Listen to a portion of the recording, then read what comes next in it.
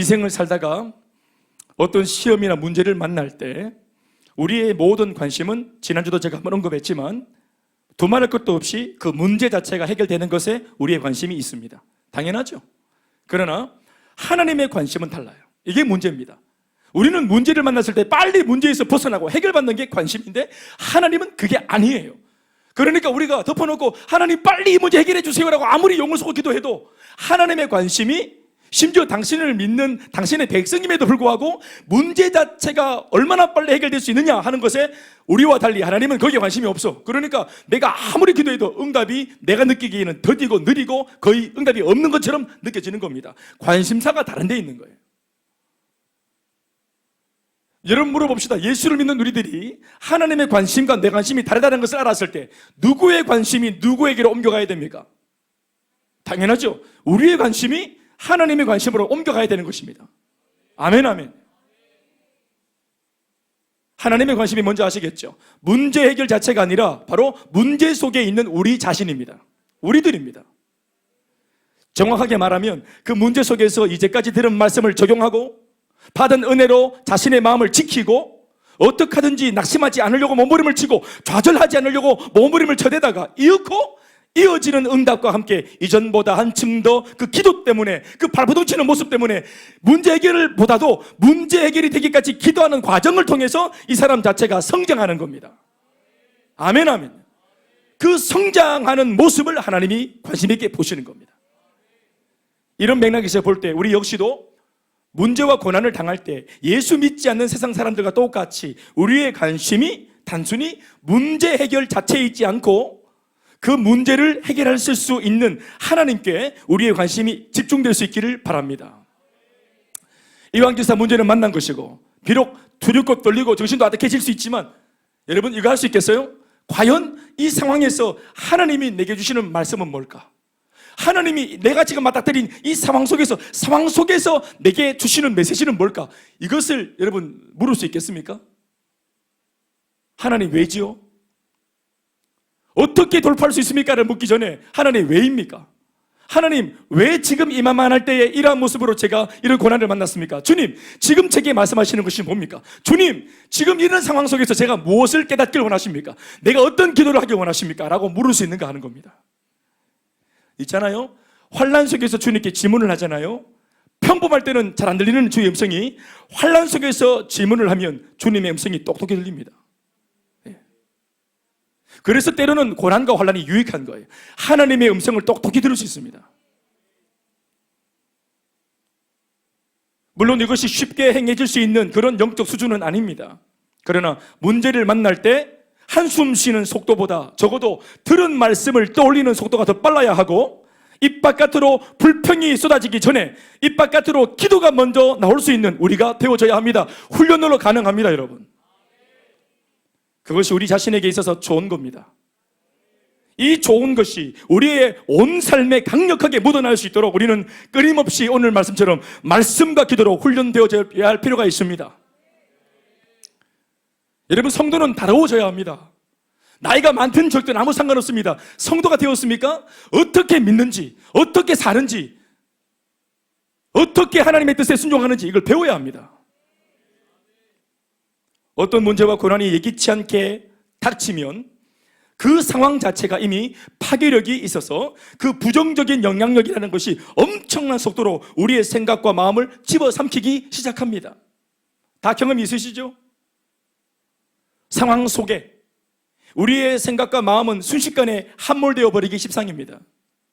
생각과 마음이 장악당하면 그때로부터 입과 눈빛과 표정과 행동과 우리 삶의 모든 것들은 사탄이 원하는 대로 독한 것들이 튀어나오고 독하게 표현되어지기 시작합니다. 말도 눈빛도 표독스럽고 표정도 아주 어둡고 그러면 그 자신의 인격도 황폐해지고 그런 몰골을 보는 모든 사람들은 그 사람한테 상처를 받거나 그런 사람 곁을 떠나게 되는 것입니다. 그러니 생각과 마음이 악한 것에 의해 완전히 장악되기 전에 문제나 고난을 만나면 빠르고 민첩하게 기도 모드로 몰입되어져야 합니다. 그리고 경건한 기도 동역자들에게 나를 위해 기도해 줄 수 있는 많은 그런 셀 가족들에게 도고 기도를 요청하고 하나님의 은혜를 구해야 할 줄로 믿습니다. 흘러가는 대로 가면 안 됩니다. 시간이 길게 주겠지 버티고 견디면 될까? 아닙니다, 여러분. 시간이 지나면 문제는 더 깊어지고 늙습니다. 그냥 늙을 거예요. 신문지, 우리 짜장면은 먹고 나서 바깥에 내놓고 신문지로 딱 덮어놓으면은 다음날 딱 나가면은 신문지 더럽게 먹은 짜장면 없습니다. 누군가가 치워줘요. 그런데 우리의 문제를 모른 채 하고 아무리 덮어놔도 이게 그대로 있지 누가 치워주지 않습니다, 여러분. 내가 기도해서 하나님으로부터 응답을 받지 않는 한은 이 문제가 절대로 저절로 비켜주지 않습니다. 예수의 이름으로 명령해야 됩니다. 기도해서 드러내야 됩니다. 주 예수의 능력을 초청해서 거기에 적용을 시켜야 됩니다. 영적인 동작을 해야 됩니다. 그래서 기도하면 응답이 있고 기도 안 하면 응답이 없습니다. 선한 데는 지혜롭길 바랍니다. 더불어 악한 데는 미련하고 더딘 우리가 되어야 할 것입니다. 선한 결정에 민첩하고 담대해서 어려울수록 기도하기로, 힘들수록 예배하기로, 부대낄수록 더 헌신하기로, 더 순종하기로, 충성하기로 결정해 버리는 그런 강력한 주 예수의 사람 될 수 있기를 주의 이름으로 축원합니다. 오늘 본문은 홍해를 건넌 이후 40년 만에 광야를 통과한 이스라엘 백성이 모세를 통해서 말로만 들어오던 그 젖과 꿀이 흐르는 가나안 땅에 드디어 입성하는 장면을 기록해 놓은 말씀입니다. 과연 그들 눈앞에 젖과 꿀이 흐르는 비옥한 땅 가나안은 실제로 실존했습니다. 존재했어요. 그러나 그 좋은 비옥한 가나안 땅값 하는 겁니다. 인물값 하는 거예요. 이미 강력한 7족속 연합군이 아주 오래전부터 그 땅 노란자를 차지하고 있었습니다. 이미 주인이 있는 땅이었어요. 그러므로 이 좋은 땅을 차지하려면 이스라엘은 굴러온 돌이니까 먼저 이 땅에 터받고 살고 있는 터줏대감 7족속을 먼저 물리쳐내야만 가능합니다. 돌아갈 수도 없고 그렇다고 무작정 앞으로 나갈 수도 없는 이런 진퇴양난의 기로에서 이스라엘 백성들은 오늘 여호수아를 통해 전해져 오는 하나님의 음성을 듣게 됩니다. 지금 이들은 가나안 땅 첫 관문인 여리고성 앞에 있습니다. 지난주 말씀드린 것과 같이 은혜로 요단강을 하나님이 멈추게 하시고 마르게 하셔서 그것을 이 강을 헤엄치는 게 아니라 걸어서 건너왔지만 오늘 다시 이 이스라엘 백성들은 여리고성 앞에 또 다른 문제 앞에 서 있습니다. 또 돌파해야 됩니다. 참고로 여리고성은 지금까지 그 누구에게도 침략을 허락한 적이 없는 강력한 철옹성으로 그 위세가 대단한 성이었습니다. 지면으로부터 20m의 암벽이 있고 거대한 바위가 20m짜리 바위가 거대한 바위가 있는 겁니다. 솟구쳐 올라와 있어요. 20m 바위 암벽에 대단한 겁니다. 굉장한 바위가 이렇게 반석같이 큰 것이 있습니다. 그 20m 암벽 위에서부터 또다시 20m의 성벽을 올려 세워놓은 성이 여리고성입니다. 그러니까 땅에서부터 고개를 딱 들어서 꼭대기를 딱 보면은 몇 미터입니까? 도합 40m에 육박하는 그런 철옹성이에요. 굉장히 높아. 싸우고 말고를 떠나서 올라가내지를 못합니다. 여리고성 사람들 얼굴을 봐야 싸우지 올라가다가 다 떨어져 죽어본다. 올라가지를 못해요. 이런 환경이고 보니까 이 여리고성은 철옹성이라고 이름을 붙일 만했던 것입니다. 쳐다만 봐도 싸우고 싶지 않은 마음이 들 정도로 전의를 상실하게 만드는 여리고성. 이 견고한 성이 가나안 땅으로 가는 마지막 길목을 막고 있었던 겁니다. 이스라엘 백성들은 이것을 반드시 돌파해야만 합니다. 진퇴양난의 이런 상황과 이런 시점에서 사실상 이스라엘 백성들 중에서도 아마도 가장 이 견고한 성읍을 보는 순간 마음이 가장 무겁고 힘들어했을 사람은 단연코 여호수아 장군이었을 겁니다. 그가 탑 리더였기 때문입니다. 그는 모세를 이어 이스라엘 백성들을 가나안까지 인도할 사명을 위임받았던 신출내기 차세대 리더였습니다. 사명을 위임받은 이후에 첫 번째로 주어진 미션이 바로 여리고입니다. 그러니 생각보다 여리고는 강했고 또 상대적으로 자신이 가지고 있는 것은 보잘것없이 보이니 이런 상황에서 이 견고한 성읍 앞에서 얼마나 두렵고 힘들었음이 우리가 짐작이 가능한지 모르겠어요. 두려웠을 겁니다. 모세가 원망스러웠을 겁니다. 어제 요단강을 건넜던 은혜는 이미 실종되고 만 겁니다. 이 정도 되면은. 그런데 본문을 잘 들여다보면은 사실 이스라엘 백성들은 몰랐지만 여호수아 장군은 지극히 개인적으로 여리고성 앞에 당도하기 하루 전날 환상 중에 하나님을 만나는 체험을 한번 가집니다.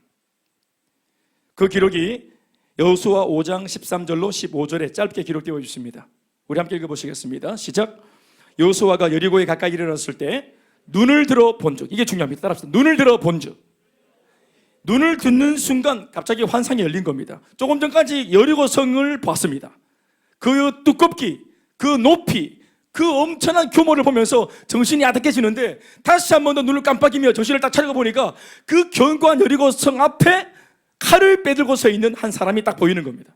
이게 이제 자연 세계에서 영적인 세계로 딱 이제 들어가는 그런 장면인 겁니다. 이게 읽어봅시다. 시작. 한 사람이 칼을 빼어 손에 들고 마주 서 있는지라 여호수아가 나가서 그에게 묻되 너는 우리를 위하느냐 우리의 적들을 위하느냐, 우리 편이가 아군이가 적군이가 묻는 겁니다. 14절 시작. 그가 이르되 아니라 나는 여호와의 군대 대장으로 지금 왔느니라 하는지라. 여호수아가 얼굴에 땅에 대고 엎드려 절하고 그에게 이르되 내 주여 종에게 무슨 말씀을 하려 하시나이까?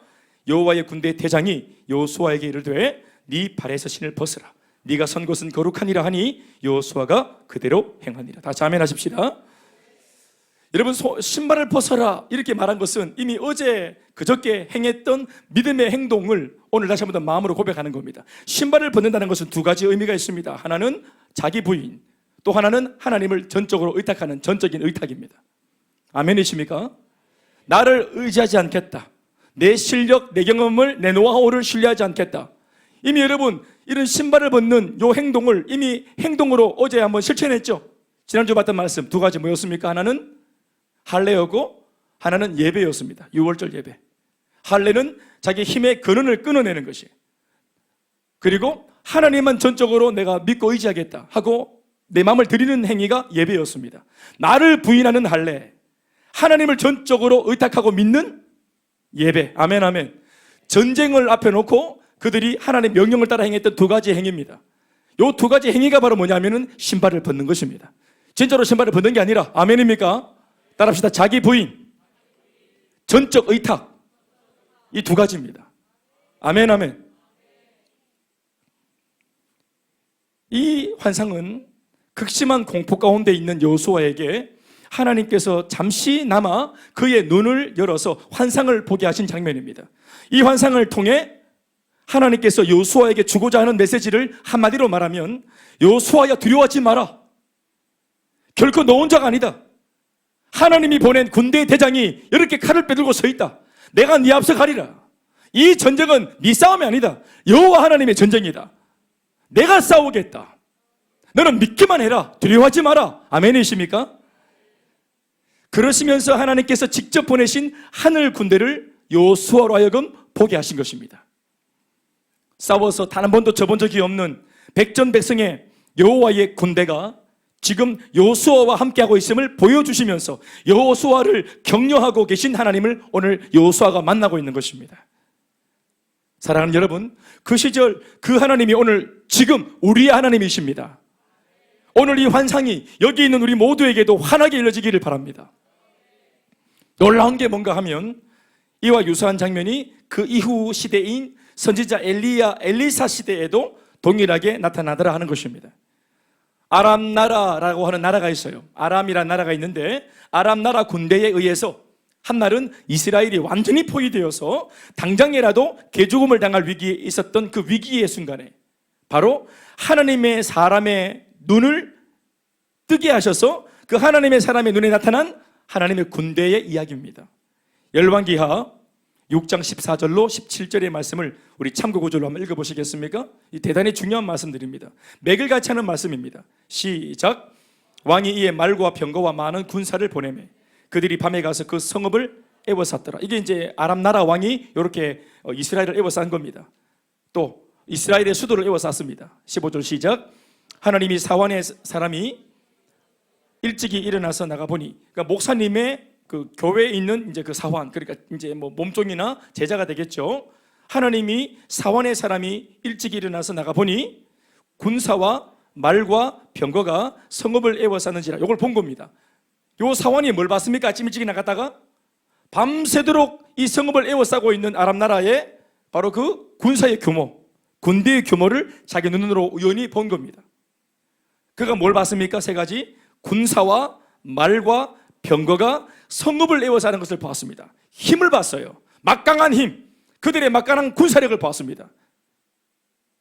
그의 사환이 엘리사에게 말하되 내 주여 우리가 어찌하리이까 하니 16절 시작. 대답하되 두려워하지 말라. 우리와 함께한 자가 그들과 함께한 자보다 뭐하니라 많으니라 하고 기도하여 이르되 여호와여 원하건대, 목사님 기도하는 겁니다. 이 사원의 눈을 열어서 보게 해 주시옵소서 하니 여호와께서 그 청년의 눈을 여심해 그가 보니 불말과 불병거가 산에 가득하여 엘리사를 둘렀더라. 다 같이 아멘 하십시다.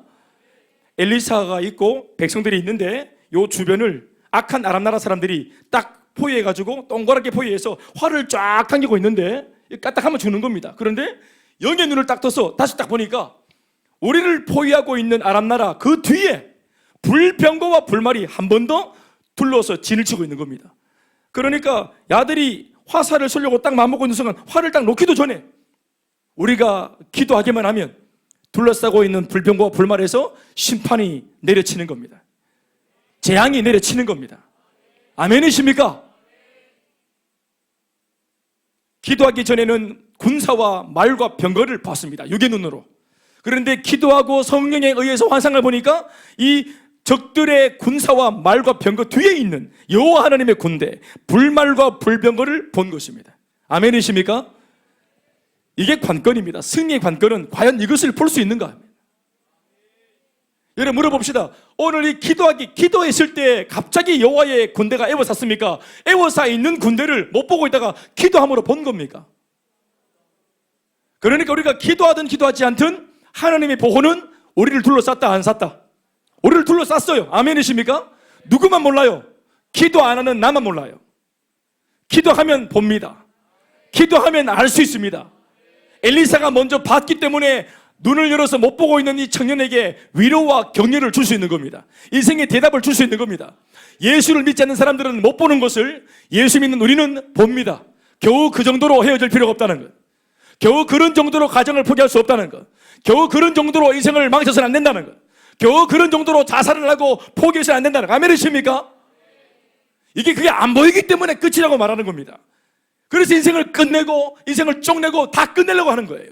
그러나 보고만 해, 믿음 안에 조금만 기도하고 주님의 시선으로 바라보면 이게 태산 같은 문제지만 이 산을 덮고 있는 천지를 창조하신 주님이 그 크신 손으로 우리를 잡고 있는 것을 보게 되는 것입니다. 관건은 뭐냐 하면은 적들이 얼마나 세냐 안 세냐 이게 아닙니다. 적들이 세니까 우리는 지겠다. 이번에는 적들이 안 세니까 내가 이길만 하다. 적들의 센 것과 안 센 그들의 어떤 그 힘의 경중이 아닙니다. 우리의 승리의 중심은 그들이 세든 안 세든 아무 상관없이 하나님이 우리와 함께 하고 있는 것을 내가 아느냐 모르느냐입니다. 아멘입니까? 여러분 알고 계십니까? 여러분들의 삶의 앞, 뒤, 좌우, 위, 아래, 안팎, 사면으로 우리 주의 성령이 양손으로 에워싸고 있다는 사실을 믿습니까? 우리를 사면으로 에워싸서 우리를 보호하시고 인도한다는 사실을 믿습니까?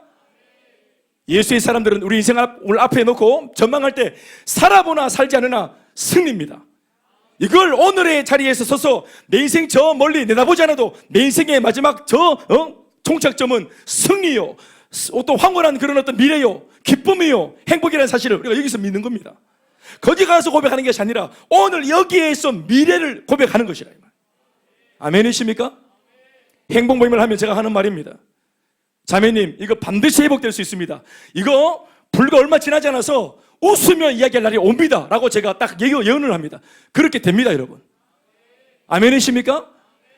이 당사자는 진짜 문제가 해결되고 난 뒤에 목사님 그 말이 진짜네요 라고 하지만 우리 예수 믿는 사람들은 앞서서 하나님의 말씀으로 이런 정도의 문제는 복음이 얼마든지 이겨낼 수 있다, 회복할 수 있다 라는 것을 말씀 안에서 우리가 강하게 얘기해 줘야 되는 것입니다. 왜 얘기할 수 있습니까? 먼저 봤기 때문입니다. 그냥 부드럽고 좋은 말로 가머니설로 위로하는 게 아닙니다. 불병과 불말은 실존입니다. 아멘입니까? 우리는 말합니다. 에이, 터무니없는 말. 적들이 에워싸고 있는 것은 현실이야. 여러분, 뭐가 현실입니까? 뭐가 현실이에요? 눈이 안 보이지만 하나님의 군대가 우리를 둘러싸고 있는 것이 현실입니다. 죽어가야 할 천국이 있다는 것이 현실입니다.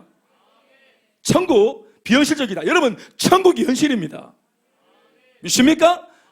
예수를 믿는, 내가 믿는 예수가, 살아있는 예수를 믿는, 살아계신 그 주님을 믿는, 주님의 살아계심을 믿는 것이 현실입니다. 아멘, 아멘. 고작 그런 정도의 문제로 인생을 포기하는 게 비현실적인 겁니다. 기도하고 응답 받잖아요. 물어봅시다. 기도 응답 받는 거 비현실이에요, 현실이에요? 현실입니다. 구하고 얻는 거 현실, 비현실. 이제껏 우리가 예수 믿고 여기까지 온 거 보세요. 오늘 간증을 들어보세요. 현실입니까, 비현실입니까? 현실이죠. 아멘입니까? 예수가 없다고 우기는 게 비현실입니다. 엄청난 비현실적인 그런 주장입니다.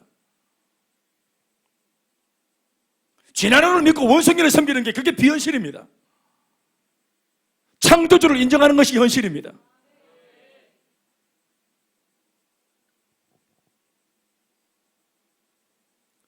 이런 말씀은 정말 귀한 말씀이 아닐 수 없어요. 정말로 힘이 되는 말씀이 아닐 수 없습니다. 사실상 이런 기록들이 참으로 귀한 이유가 뭔가 하면 이 기록들이 남아있다는 게 요수아 개인이 경험한 것이 기록되어 있잖아요. 엘리사 개인이 잠시간 경험한 영적인 그 체험이 이렇게 기록이 되어 있으므로 우리는 수천 년 전에 한 개인이 경험한 영적인 체험을 우리는 이 글로 읽어요. 여러분, 이 체험들을 글로 읽을 수 있다는 것이 정말 귀한 겁니다. 왜요? 이것이 없었으면 우리는 몰랐을 거예요. 기도를 별로 안 하는 우리들은 이런 영적인 세계가 있다는 사실을 우리는 몰랐을 겁니다. 우리들도 눈에는 고작 군사를 보고 말을 보고 병거를 보면서 벌벌 떨었을 거예요. 그런데 이런 말씀을 보면은 오늘 내가 빚 문제로, 건강 문제로, 삶의 여러 가지 어려움으로 쪼들리고 어렵지만 이 모든 문제 배경에 주님의 군대가 나를 잡고 계신다. 아멘이십니까? 이것을 오늘을 사는 2021년도를 사는 나도 믿을 수 있잖아요. 이 말씀을 근거로 해서. 아멘입니까?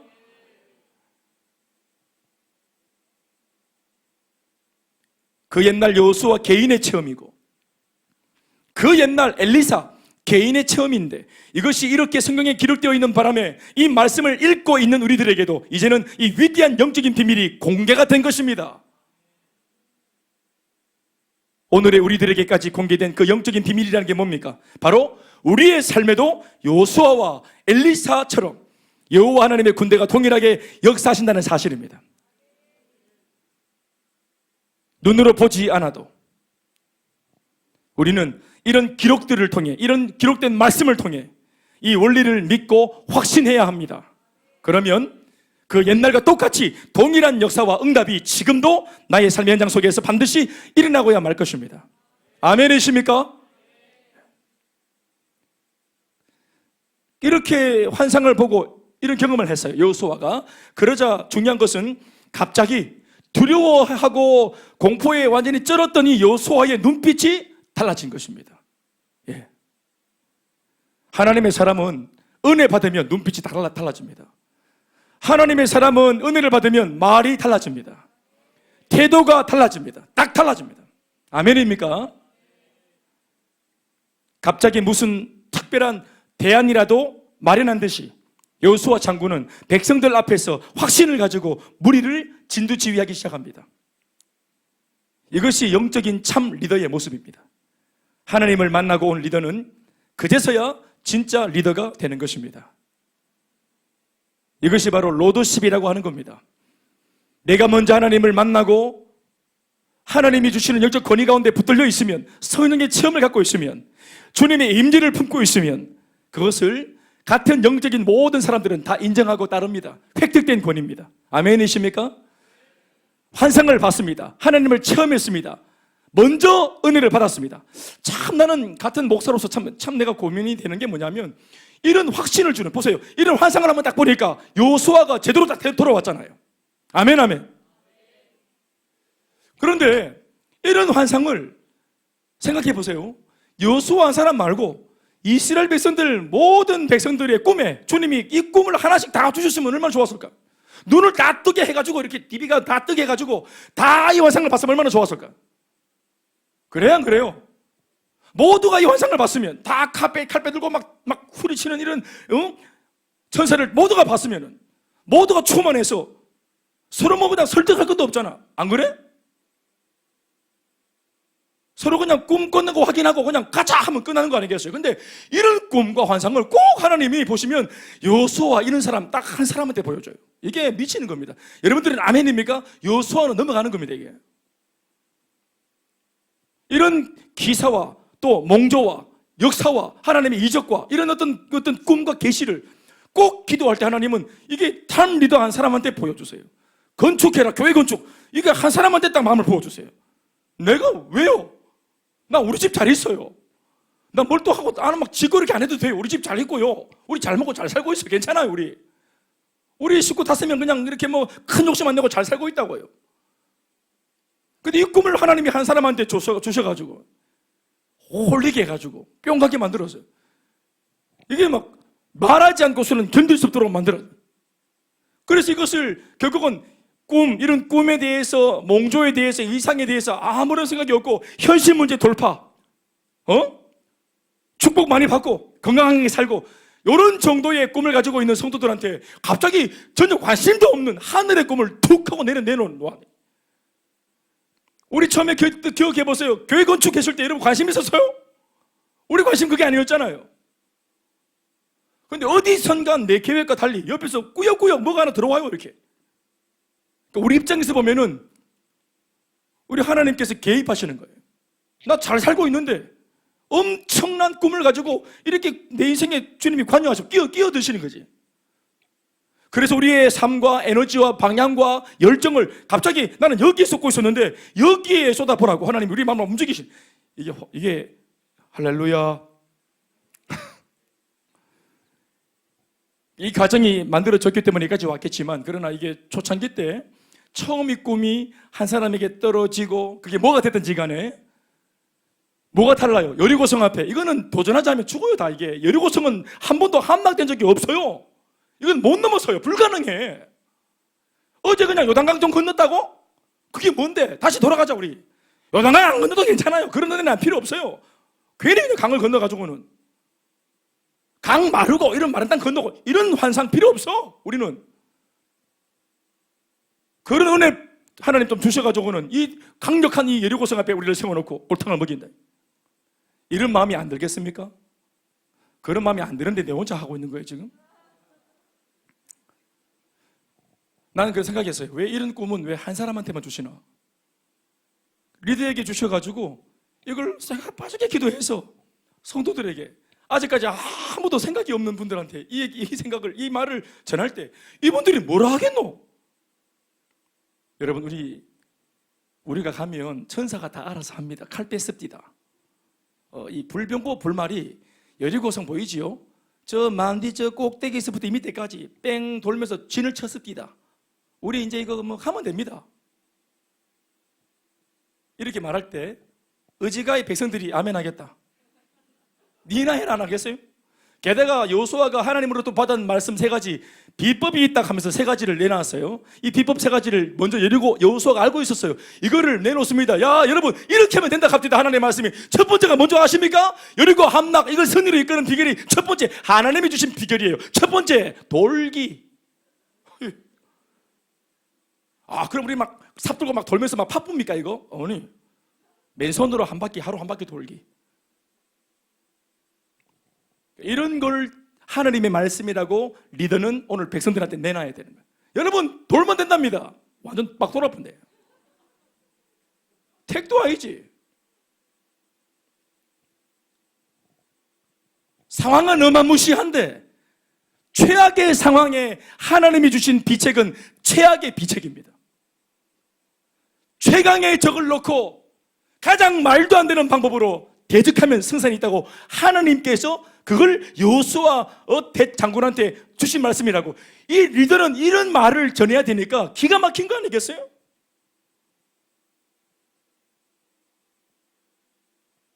지금 저 뒤에 폭탄을 싣고 있는 드론 부대가 준비되어 있다. 네가 사인만 주면 드론 부대가 막 그냥 폭격을 해가지고 하루아침에 박살을 내버릴 거다. 이해가 되거나 납득이 되는 것이 아닙니다.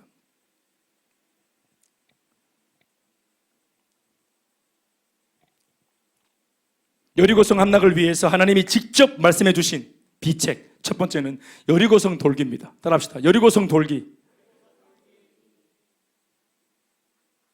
이거 어떻게 생각하세요?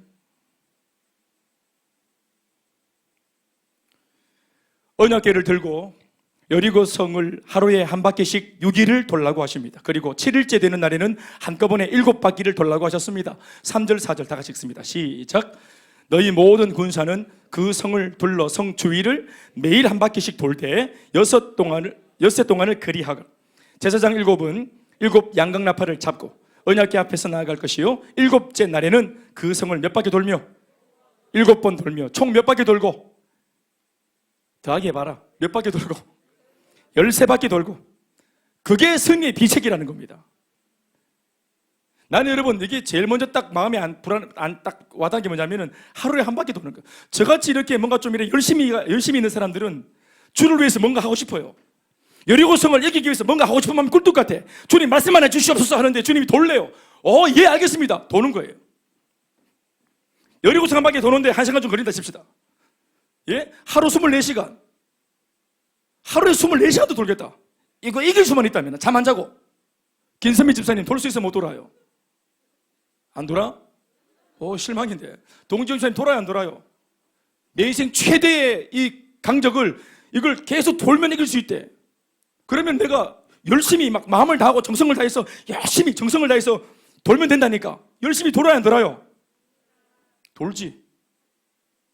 근데 하나님께서 어떻게 말씀하셨어요? 하루에 한 바퀴만 돌. 이게 엄청난 겁니다. 이게 하루에 한 바퀴 딱 돌고 1시간 돌았어요. 그리고 힘이 남았어요 안 남았어요? 힘이 남았어요. 더 돌 수 있어요. 근데 하나님께서 1시간만 돌려요. 여러분 이때 우리가 1시간 딱 뒤에 우리 11절 말씀 보세요. 11절 말씀. 11절 말씀. 이 사람들이 어떻게 하는지 보세요. 11절 말씀 띄워보세요. 11절. 11절. 시작. 여호와의 궤가 그 성을 한 번 돌게 하고 그들이 진영으로 돌아와서 뭐 했습니까? 이 자는 게 믿음입니다. 이렇게 엄청난 문제를 앞에 놓고 잘 수 있나? 이달리 집사? 못 잔다 이거. 내 생명을 걸었어요. 이 무리들 중에는 내 아내도 있고 내 남편도 있고 내 애들도 있어요. 이 전쟁에서 패하면 우리 다 죽는 거 끝나는 겁니다. 완전히 민족 전체가 완전히 끝나는 거예요. 내 인생 다 끝나는 겁니다. 그러니까 열정 있는 사람들은 뭐라도 할 겁니다. 정을 들고 벽돌을 파든지 이 성을 후비 파든지 뭐라도 할 힘이 뭐라도 할 기세입니다. 그런데 하나님께서 한 바퀴만 딱 돌고 아무것도 하지 말고 딱 자라하는 겁니다. 힘이 막 넘치는데 딱 누워있으면 생각이 막 돌고 막 자다가 또 막 벌떡벌떡 일어납니다. 내가 이래 되겠나? 지금이라도 전화라도 해볼까? 누가 한번 찾아가 볼까? 부탁 좀 해볼까? 내일 자도 되겠나? 또 자면은 또 옆에 있는 부인이 자나! 인간아! 어디 좀 나가봐라! 이러지. 여러분 잘 수 있습니까? 또 자기 해줍니까? 문제를 앞에 놓고 여러분 이런 말씀을 그냥 넘어가면 안 돼요. 못 넘어가는 말씀이에요. 못 잡니다 이거. 그런데 잡니다. 진짜 힘든 게 뭔지 아십니까? 한 바퀴 돌아라. 이 말씀에 들어있는 비밀이 뭐냐 하면 자신의 의지와 자신의 급한 마음과 자신의 급한 생각들을 죽이는 겁니다. 여러분 이 말씀의 비밀은 한 바퀴를 돌아라. 이 말씀은 이렇게 돌면 이 돈다고 하는 행위가 여리고성 사람들한테 어떤 문제가 일어날 거야. 그 사람들한테 어떤 좋은 조짐들이 일어날 거야. 너희들이 한 바퀴 돌면 갑자기 막 성읍 사람들이 어지럽다고 막 쓰러지고 막 갑자기 구토를 막 하고 막 저기서 막 뛰어내리고 이런 일이 내가 한 바퀴 돌므로써 그들에게 어떤 일이 일어나는 게 아니라 이 한 바퀴를 돌라고 하신 말씀 속에 들어있는 의미가 뭐냐면 이스라엘 백성들 나한테 주시는 말씀입니다.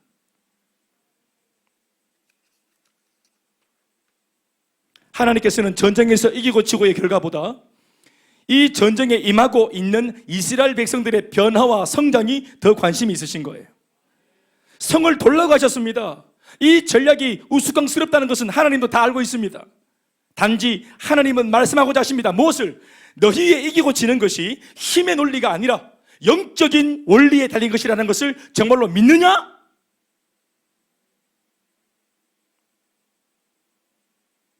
우리의 생각에는 적의 수준이 최강이니까 좀 더 굉장한 방법, 좀 더 굉장한 프로그램, 좀 더 굉장한 아이디어가 있어야 된다고 생각하기 십상입니다. 이런 것을 보면 우리 스스로가 오히려 적을 최강의 적으로 대우하고 있다는 사실을 우리가 알게 됩니다. 필요 이상으로. 한 바퀴 돌아서 되겠나? 이 말이 뭡니까? 저 강력한 여리고성은 한 바퀴 돌아서 안 된다는 거예요. 그게 뭡니까? 적을 우대하는 겁니다. 하나님은 한 바퀴만 돌아라. 이 말이 뭡니까? 한 바퀴만 돌면 돼. 한 바퀴야. 저놈들의 가치는. 우리는 뭡니까? 한 바퀴로 되겠나?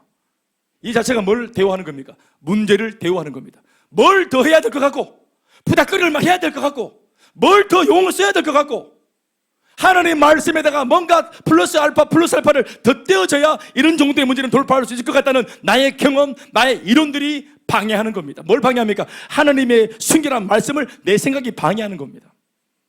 여러분, 하나님이 한 바퀴 돌면 된다 하면 한 바퀴가 답입니다. 우리 필요 이상으로 문제 자체가 터졌을 때 문제 자체가 주는 그 어떤 규모보다 우리는 너무 필요 이상으로 고민을 많이 합니다.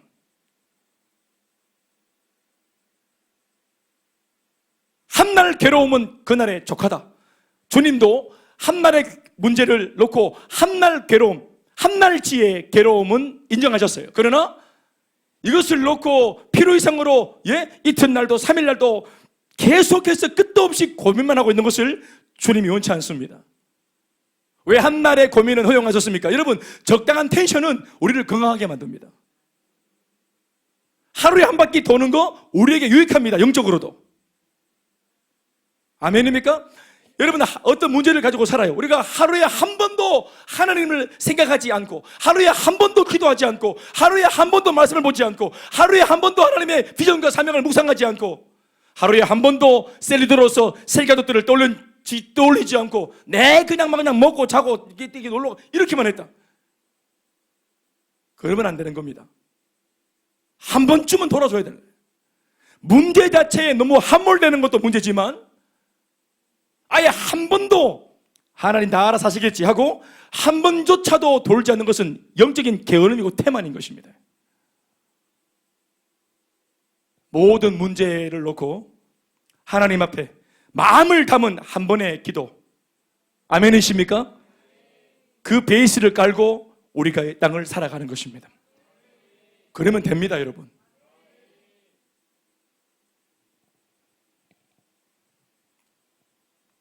여러분들이 이걸 동의하시는지 모르겠습니다. 우리가 스스로 어떤 면에서는 문제를 자꾸만 대우한다는 거, 여러분 동의하십니까?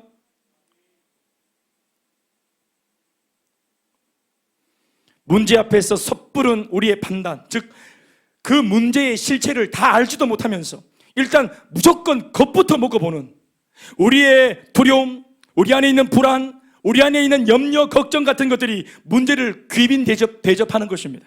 마귀는 우리로 하여금 우리로부터 우리가 주는 이런 것들을 먹이로 삼고 이런 것들을 먹으면서 세력을 키워가는 겁니다. 우리가 두려워하면 마귀가 그 두려움을 먹습니다. 내가 쫄면 마귀가 그 쫄을 먹습니다.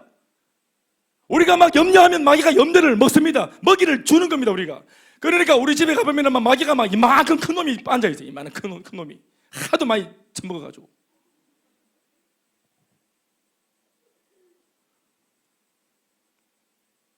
그런데 문제 앞에서 보이는 우리의 이런 어설픈 모습과는 달리 하나님께서는 누가 봐도 최강인 여리고성인데 그저 그 성을 이기기 위한 대안으로 단순히 돌라 하십니다. 최강의 철옹성 여리고를 하나님께서는 한낱 모래성으로 간주하시는 겁니다. 우리와 다르죠? 마귀가 배후에서 이런 이야기를 들었을 때 아마도 어처구니가 없었을 겁니다. 의외로 너무 단순한 대안이기 때문에 이 전략은 마귀 입장에서 볼 때 해석이 안 됩니다. 너무 쉽게 내가 이렇게까지 괴롭히고 막 힘들게 하는데 고작 한 바퀴 돈다고? 그래서 마귀가 긴장을 하는 겁니다. 예수님이 행하셨던 해결책들을 보십시오. 문둥병자, 그 대단한 문둥병 걸리면 인생 끝나는 거예요. 근데 그 대단한 문둥병에 걸린 사람을 예수님은 어떻게 합니까? 그냥 그냥 지나가다가 친구 만나듯이 어깨에 손 얹고 나아라 하니까 나아버렸어요. 그 대단한 중풍병, 사람 인생을 망치는 그 대단한 중풍병, 예수님은 나아라라고 선언했더니 나아버렸어요. 혈루병 걸려서 인생을 망쳐버린 여인이 예수님 옷자락을 잡았는데 나아버렸어요. 얼마나 쉽게, 단순하게, 얼마나 심플하게 접근합니까? 아멘이십니까? 왜 그렇습니까? 복음이 답이기 때문입니다. 예수가 진리시기 때문에 그렇습니다. 진리이기 때문에 떳떳합니다. 강력합니다. 이미테이션이 아니기 때문에 조잡하게 꾸밀 필요가 없습니다.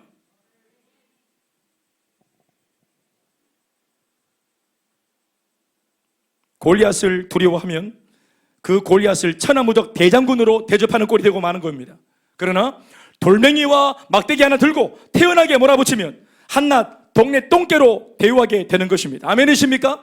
여러분, 문둥병에 걸렸던 나만 장군을 엘리사가 어떻게 대우했었습니까? 직접 나가지도 않았어요. 자기 몸종을 보내가지고 우리 목사님이 가던데요, 오던 길에 봤던 그 요단강 있잖아요. 장군님 7번 몸을 잠고 있어. 그러면 난다 갑디도 이상 그걸 보냈어요. 그러면 열받아가 이놈의 새끼가 이 엘리사 목사에게 목을 따겠다고 내가 내가 한나라의 군대 장관인데 내가 이리 나오면은 어디 뛰쳐나가고 엎드려 절을 하고, 내 문제가 문둥병, 이렇게 큰 문둥병, 이 문제가 크면은 지도 나와가지고 막 대단하게 기도를 하고 대단한 푸닥거리를 하고, 이 문제가 큰 만큼 기도도 요란하게 대단하게 했었어야지. 고작 요단강에 몸을 잠그고 목욕하라고? 강에 목욕해서 나왔으면은 우리 아랍 나라에 강이 더 깨끗한 강들이 많다. 상대 온천이 있다 우리한테.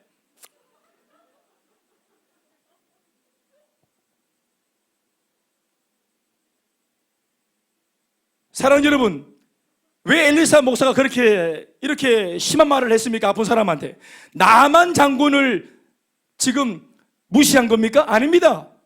엘리사가 뭘 무시하고 있습니까? 나만 장군이 앓고 있는 그 문둥병을 무시하고 있는 겁니다. 예끼 이놈아, 요단강저 똥물에 7번만 빠지면 사라질 것 같으니, 이런 겁니다. 아멘이십니까? 나만을 무시하는 게 아닙니다. 나만 장군의 그 문제를 보고만 해서 보면 무시해도 되는 문제입니다. 여러분, 문제를 무시하세요. 문제를 조롱하세요. 예수 이름으로 꾸짖으세요. 아멘이 빈약하고 허약하노. 문제를 예수 이름으로 꾸짖으세요. 성경 보면은요, 항상 귀신을 쫓아낼 때 예수님이 항상 꾸짖어 명령하십니다. 나사렛 예수 이름으로 떠나갈지어다. 이래야 하지 않습니다. 우리 자매 여러분, 이쁘게 쫓아내고 이렇게 하면 안 돼. 꾸짖어야 돼. 꾸짖어야 돼. 성규야 이놈아, 영준아, 이렇게 꾸짖어야 된다. 이 몸살 감기 나사렛 좀 떠나갈지어다. 예수님의 존귀한 백성들, 하나님의 존귀한 백성들의 몸에 붙어서 이렇게 빌붙어가지고 고통을 주는 이런 질병들, 이런 모든 질고들 당장 떠나갈지어다 하고 야단을 치다. 아멘이십니까? 어디 붙어서 놀 데가 없어가지고 이렇게 존귀한 백성들의 몸에 붙어가지고 사명을 망치고 이 못된 것들이 이렇게 야단을 쳐야 된다. 여러분, 한 번씩 부부싸움 할 때 확 변신할 때 그 모습으로 여러분 막 히벤득거리면서 이렇게 막 감기를 향해서 막 이렇게 할렐루야. 사랑하는 여러분, 문제를 만날 때 너무 문제를 대우하지 마십시오. 분명 위기 상황입니다. 그러나 그 문제에만 몰입되어 시야를 닫아두지 말고 눈을 열어 하나님을 보십시오. 문제보다 더 크고 위대하신 하나님을 소리 높여 부르십시오. 시편 121편 1절 2절의 말씀에 뭐라고 말하고 있습니까? 시작. 내가 산을 향하여 눈을 들리라. 나의 도움이 어디서 올까? 나의 도움은 천지를 지으신 여호와에게서로다. 산이 너무 빡세. 그러면 눈이 산에 박힙니다. 이 산 너머를 못 보는 거예요. 태산 같은 문제 앞에 있으면 끊임없이 그 산에만 몰두되는 거예요. 산에 함몰됩니다. 생각 자체가 다 뺏겨버렸어요. 묻혔어 벌써 생각 자체가. 이 산에 그냥 파묻혀버렸어요. 내 앞길을 막고 서 있는 대단한 산일지라도 그 산을 보며 낙심하지 말고 그 산보다 크고 높으신 천지를 지으신 하나님을 주목하고 신뢰하면 반드시 그가 피할 길을 열어주시고 문제를 이기게 하실 줄 믿습니다. 좋아하는 찬송가가 하나 있어요.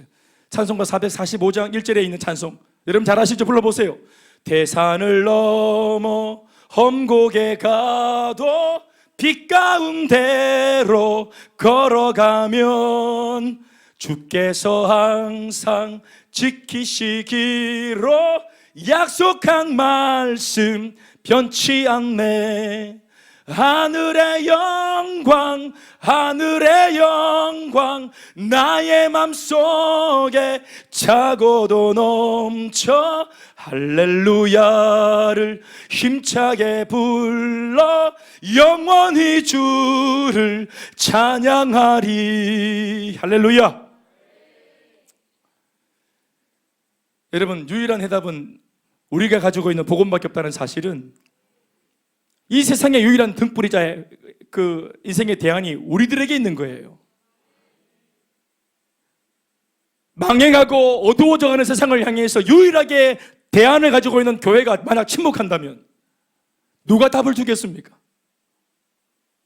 모두가 다 문제 앞에서 합리적으로 접근하고 이성적으로 접근하는 이런 세대지만, 논리를 따지지만, 이것을 초월하는 초자연적인 복음의 능력을 알고 있는 유일한 우리가 침묵한다면 어떻게 되겠습니까? 우리가 예수를 말해야 합니다. 그럼에도 불구하고, 코로나 중에도 불구하고 성령을 말해야 됩니다. 말씀의 권능을 말해야 됩니다. 복음의 능력을 말을 해야 됩니다.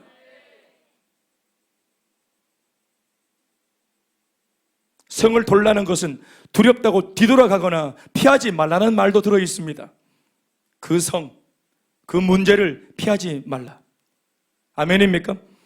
그러나 그렇다고 해서 그 성, 그 문제에 너무 몰두해서도 안 된다는 것입니다. 문제를 너무 대우하는 것도, 그리고 문제를 너무 무시하는 것도, 이 두 가지 모두 양극단의 실수입니다. 문제는 하루 한 번 성을 도는 태도와 자세로 적당한 거리에 두고 다루어 가면 되는 것입니다. 문제가 있습니까? 하루 한 번 간절한 마음으로 기도했으면 충분합니다. 아멘이십니까? 해결 안 되어도 기도했으면 맡기고 내가 해야 될 하루 일과를 감당해야 됩니다. 문제가 있어도 하나님께 기도해서 맡겨놓고 응답이 안 와도 가정생활 해야 되고, 주부로서 소임을 감당해야 되고, 학생으로서 공부를 해야 되고. 아멘이십니까? 이 문제 있다는 것 때문에 계속 핑계대면서 원래 해야 될 모든 삶도 포기하고 들어 누워서 그냥 계속 이불만 뒤집어 쓰고 있고, 이거 안 됩니다, 여러분. 기도하고 맡기고, 마음이 꿀꿀하고 안 좋지만 그 꿀꿀하고 안 좋은 마음 그대로 가지고 직장에 출근하고, 아멘 좀 하십시오. 그대로 공부하고 사람 만나고 복음 전하고 사명 감당하는 것입니다. 예배 드리는 것입니다. 내 마음이 정말 그냥 무지개요. 입에서 그냥 산을팔배가 나오고, 막 피부도 정말 윤기도 있고 참 좋고, 머릿결도 참 좋고, 모든 게 딱 좋게 딱 떨어질 때 난 그때 예배하리라. 그런 날이 올 줄 아십니까? 평생에? 내 삶에 문제가 하나도 없어 봐라. 나 셀리다 하지. 주님만 바라보고 싶어. 나도 문제가 없다면 나도 주님만 바라보면서 나도 그렇게 그냥 간사 이런 거 하면서 하고 싶어. 나도. 우리 간사들 속이 시커멓습니다. 시커먼 속 가지고 사역하는 거예요.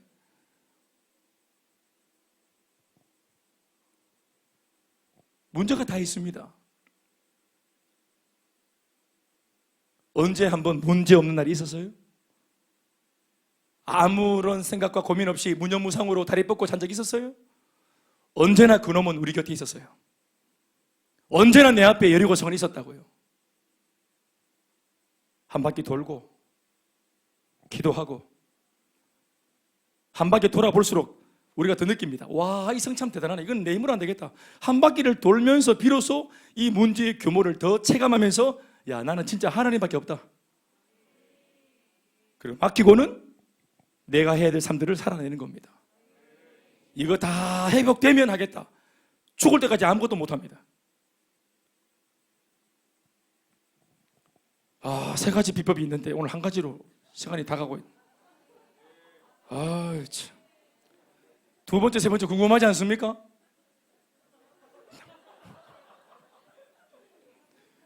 알겠습니다. 우리 오늘 같이 이 문제를 놓고 기도해서 한 바퀴 딱 돕시다.